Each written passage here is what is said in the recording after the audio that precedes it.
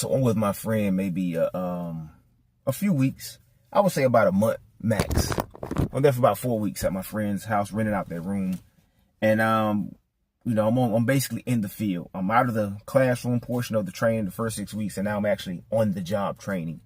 And I quickly realized that the schedule's not going to work for me, for my lifestyle. And you have people who realize that even earlier, even in the classroom portion. They come and they don't finish, they leave.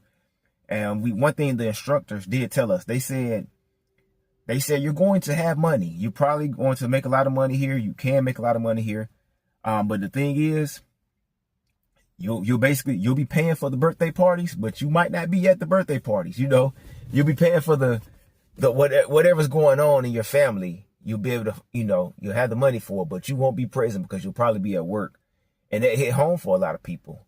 And I also want to say that, before I just leave it at that, I want to also tell people, if you're thinking about going into the railroad, getting on at the railroad, just know, like, you may be at especially if you're going for conductor, you may be at that schedule for a few years or a short time, whatever.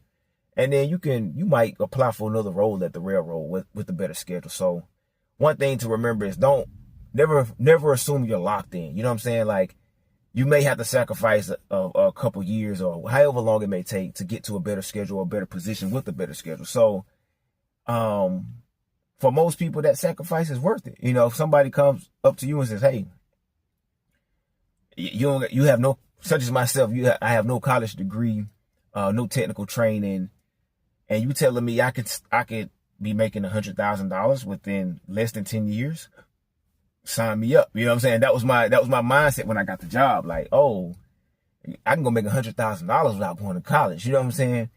And as bad as that sounds, we have to remember college isn't for everyone. And I'm not necessarily saying it isn't for me, because I still contemplate going back, and I am still interested in going back to school, but it's not for everyone. Just like everything isn't for everyone. You know what I'm saying? So that's just what it is. Even people flipping burgers, that's not for everyone. You feel me?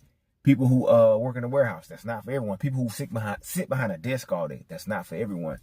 But anyway, it didn't work out. I ended up leaving after like 4 weeks.